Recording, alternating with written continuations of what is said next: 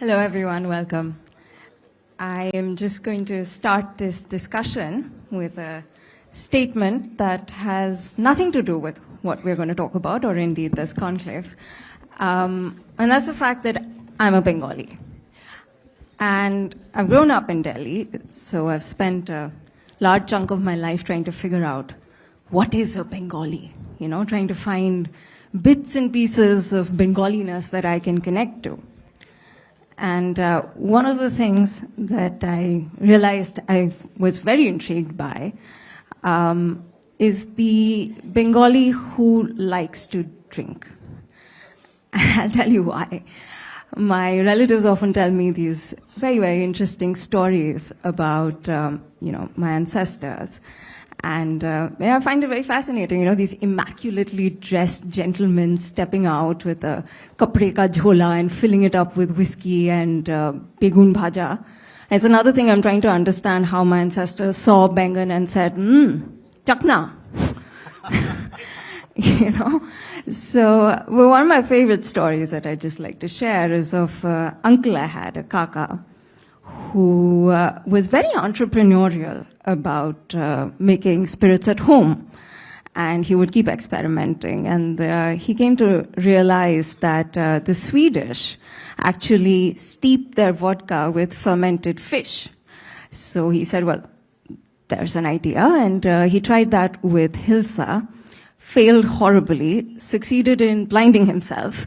And I'm saying this to you because I really think he'd be so happy and proud of the current Indian market, where there is so much of innovation and creativity happening.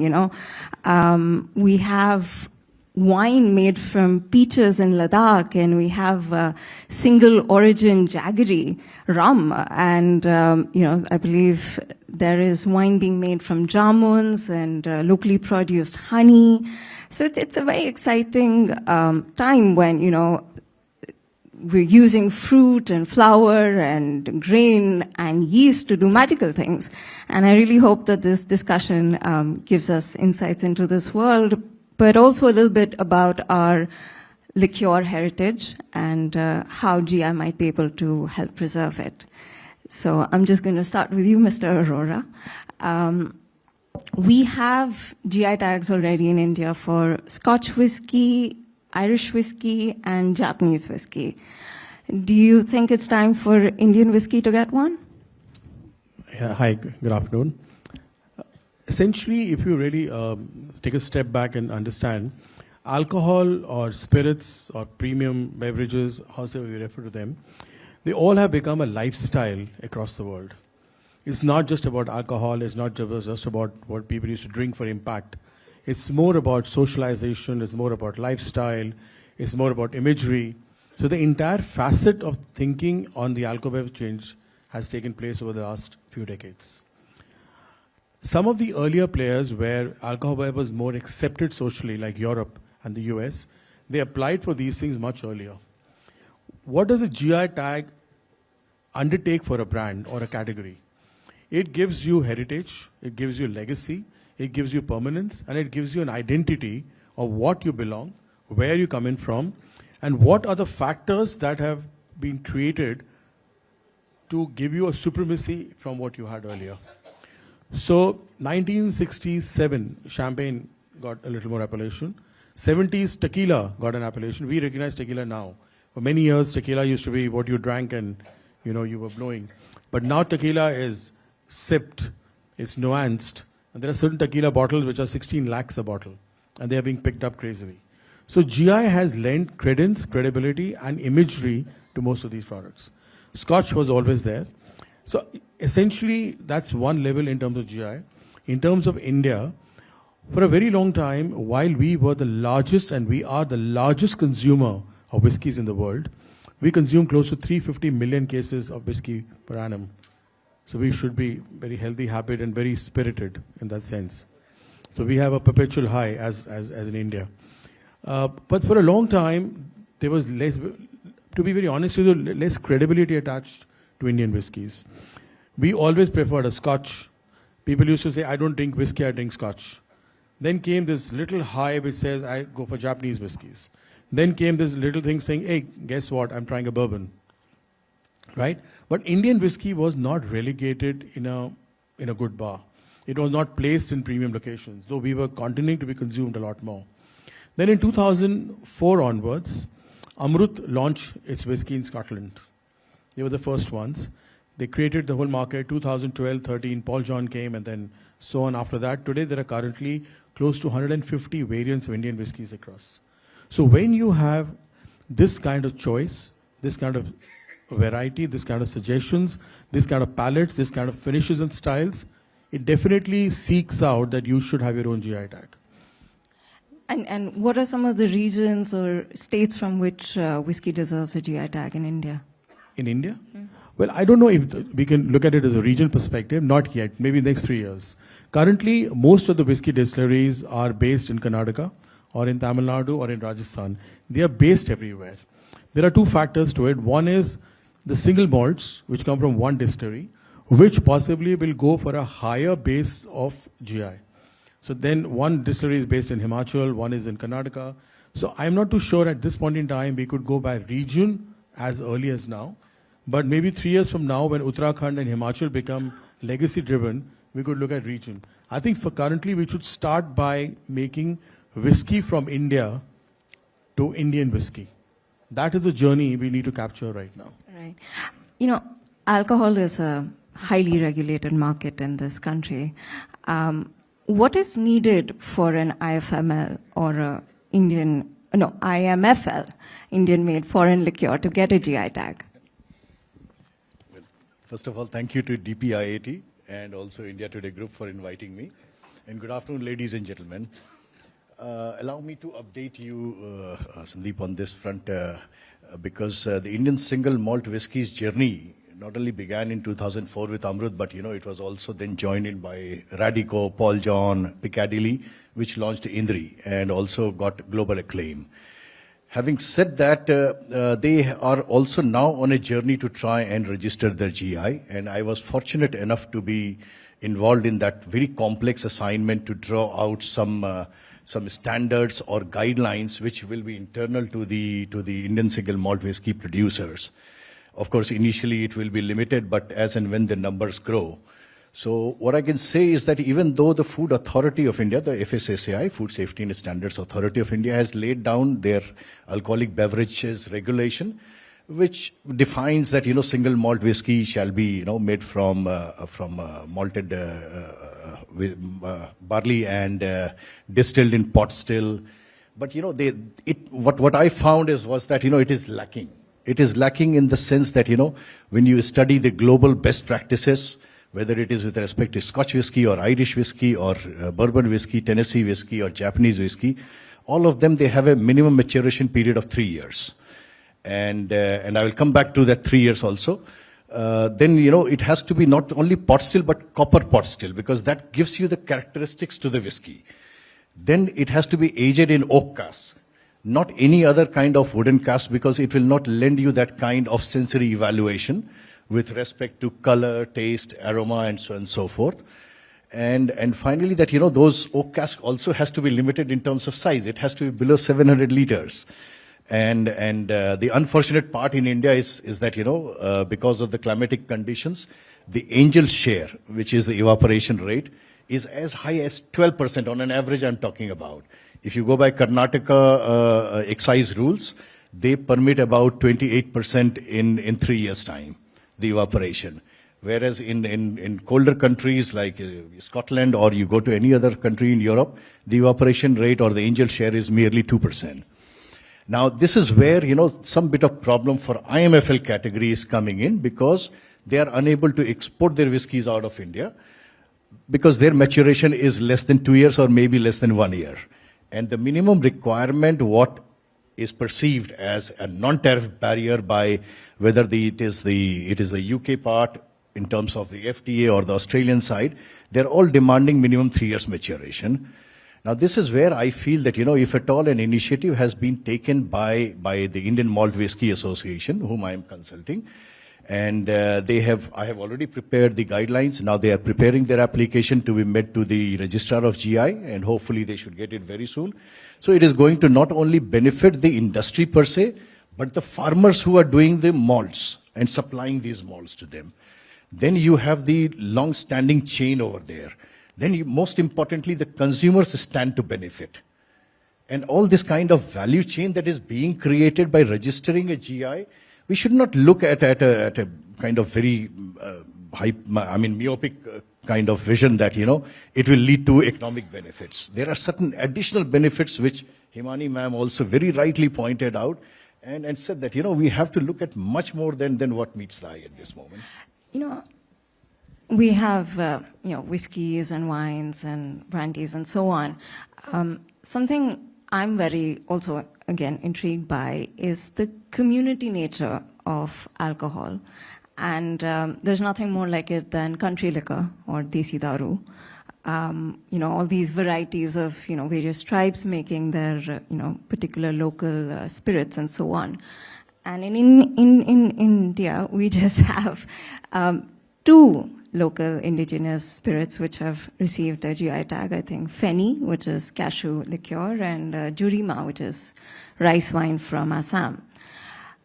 What is needed for more Desi Daru to get a GI certification, and why is it just that 2 of them have it? I was not aware about Jurima that, it already has the GI tag, but thanks for updating me. It is Nasik Valley Wines also which has got the GI tag. But that's not really a Desi Daru. You see, unfortunately, Nasik Valley Wines or now that, Feni has got it or Jurima has, what I have seen in terms of Nasik Valley Wines GI tag is that they have not been able to create a brand perception. That brand equity is missing. So, you need a very kind of strong brand enforcement, brand promotion done by the Association of Wine Producers in India. And you need to invest money, possibly, get support from other stakeholders like government is there. So to try and create some bit of noise about it. So that positive narrative has to be built up. Just like, champagne or Scotch whiskey or cognac. I've been to champagne and cognac also. And I can tell you that, the storytelling has been there right from day one.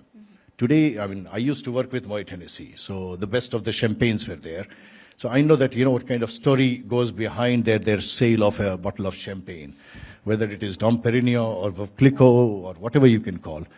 Similarly, sparkling wines are being produced in India. How many stories are we building around that? Because all sparkling wines cannot be champagne, but all champagnes are sparkling wines, right? Similarly, in terms of cognac, it is a grape brandy. Yeah. Not the Indian brandy, the grape brandy. Say for a toddy or an arak, to receive GI certification, what would be needed? See, it is sort of, so far that, in my considered opinion, under the IPR ambit, you need a convergence of traditional knowledge or the traditional cultural expression to converge into GI. And what you need is that some bit of awareness, as Mr. Amitabh Kant also mentioned in the morning, to try and engage not only the producers, but their flagship producer organization who has to be the proprietor. The law demands that you need to have a proprietor of that GI who represents the interests of the producers, and then those producers become the authorized users. So you have to have a convergence of the entire community. Yeah. And you were telling me that Mahua is a very promising candidate, liqueur made from Mahua flowers. Why is that? So essentially what we've seen thus far is Feni. And like Rajnish mentioned that, wine couldn't live up to the big opportunity that it would have capitalized on. But I think the way we are studying the trends right now, I think the next big Indian liqueur, which can go global, is Mahua. So Mahua right now, if you see, the season is starting right now.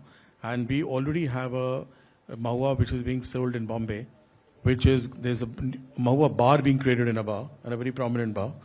And the taste, which is basically flowers, the story is beautiful. It's tribals, it's artisan, the local governments are supporting it. So if all of these people from Chhattisgarh, MP, Rajasthan, Maharashtra, they look at that together as a collective entity, Mahua can be India's possibly first truly global spirit. And that, I think, is a fantastic opportunity because the cost is not very high. Yeah, you but the storytelling is incredible. And the second one, which I feel can make a lot of difference, is rum. Amrut has just launched rum, which is essentially made with gur, which is with jaggery. And that is Bella, which is the first of its kind. Yeah. So, Ron Zacapa can talk about, maturing under the clouds. But a lot of Indian producers from rum and possibly Mahua can be the next big boys. And exactly if they market themselves well and they take it on to the next level. Yeah. One of the things with GI tags is often having official records or gazette records that can establish origin. Now in India, for example, palm wine or coconut sap is used in multiple indigenous liquors. You have a variety in Kerala, you have one in Karnataka, one in Tamil Nadu. How do you figure out where it originated or who gets the GI tag? You see, this is the reason I said that, we need not only very strong regulatory framework, but also at the same time it has to be coupled with a stringent enforcement action. Because if at all you want to keep the traditional knowledge converging into GI, alive, then you need to keep the unscrupulous players out of business. And within the alcoholic beverage industry, the counterfeit activities is so high that if at all I remember correctly, FICCI had conducted a study with, or rather FICCI Cascade study on counterfeit, and within alcoholic beverages it went as high as 40%. So you are never sure that, if at all you're drinking a genuine black label or a Chivas Regal, especially when you buy it from one of the neighboring states. So yes, with respect to GI, these kind of traditional spirits, I guess, fruit wines have also caught up, as you rightly mentioned about Ladakh. I had met a couple of wine producers who were doing it with respect to kiwi. And similarly, these kind of wines or maybe traditional knowledge with respect to beer made out of rice or wines made out of rice, they all can be, yet again culminated into a GI and then promoted. Yeah, no, I find there's such a beautiful story in using indigenous spices and flowers to make, infuse it into the spirit. So you have gin made out of quinoa and mahua as well now, which, it sounds lovely. Do you think it can go a little overboard at times? Like if you just start infusing cardamom and, black pepper and whatnot into spirits to get a story out of it? I mean, story building up will be very difficult, but yes, as traditional knowledge, I think you can really pervade within the Indian community because we are a large population base and preferences are also diverse. You have something? I think absolutely right. I think somewhere one on the whiskey front, if you want to get a GI, that's one thing. But secondly, there has to be a certain quality parameter associated with Indian whiskies. We need to go the Japanese way of looking at the way they have created such a single positioning for themselves. The Japanese whiskies are considered premium, luxury, and definitely quality standards. So one, on the whiskey front, which is the largest expression of alcohol from India, there has to be a certain parameter, like whether it's 3 years, 2 years, like what Rajnish mentioned, basic factors, like everybody talks about 6-row barley from Rajasthan. So one parameter there. Secondly, the local indigenous spirits. Not everybody can stand up and start claiming that I've created 50 liters of alcohol or something, I get a GI. I think it's a structured category that can get into it. Otherwise, it will become a gimmick. Anybody will start and taking it on. Like Mahua, like if I said Mahua because state governments are backing it. 2, very serious Indian players are evaluating the option. 3, the palate across the world is getting younger. People are going for non-alcoholic beverages or low alcohol beverages. So Mahua can actually be in a way, and I would even be presumptuous enough to say that Mahua has the potential, the opportunity to be the tequila from this part of the world, if it's really traded well. And yes. I'd like to add over one aspect that, why I mentioned there is that a strong regulatory framework, because if you leave it to the industry, there is a huge limitation in terms of enforcement of those standards that I spoke about. So possibly, of course, the industry, what I have recommended is that the industry association must liaise with FSSAI to try and get these standards adopted by FSSAI because it will have the statutory force. And this is what truly, this is exactly true, if at all you look at the global perspective, whether it is Scotch whisky, which is under the HMRC, His Majesty Revenue and Customs, which is a statutory body. If you look at champagne, cognac, all of them have the statutory regulations to try and live up to that quality. It is not only with respect to Indian single malt or other wines and spirits, it could be true with all the products that we have been talking about since morning.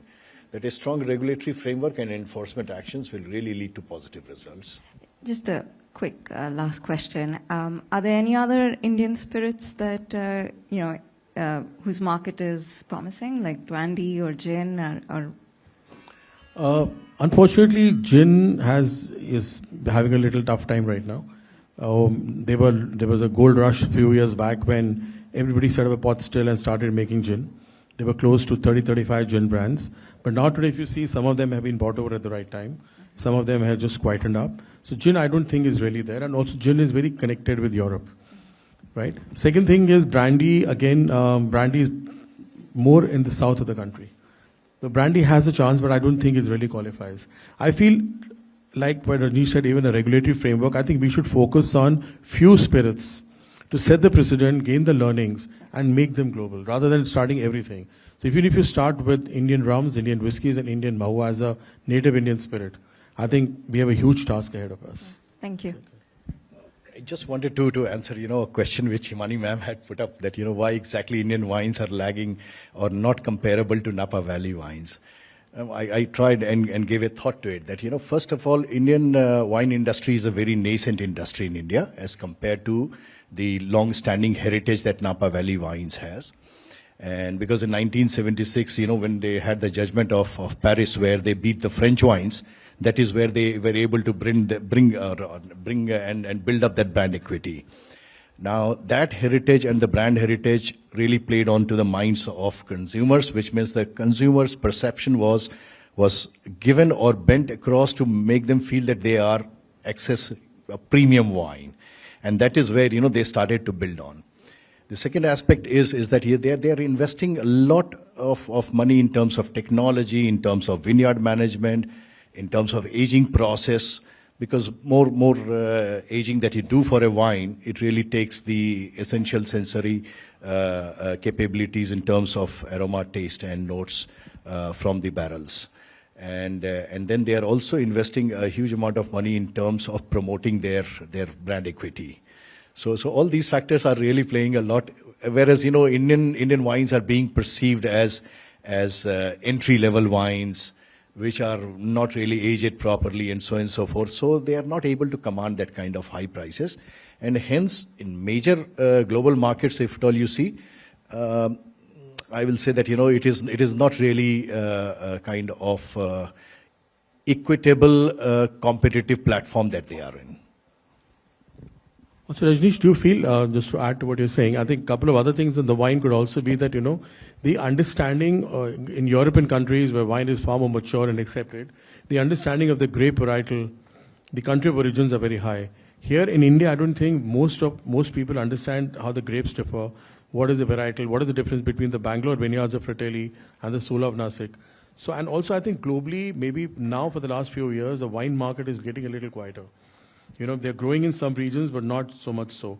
In India, I think spirits are in a different level altogether. But definitely, these people who made some really great suggestions, like Shando, for example, has a very good taste palette. It's very refreshing. It's quite nice.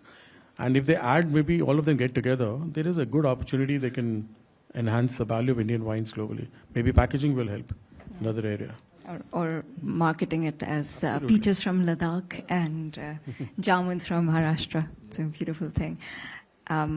Well, just before the session, I was getting a drink of water, and they're in cans at this venue.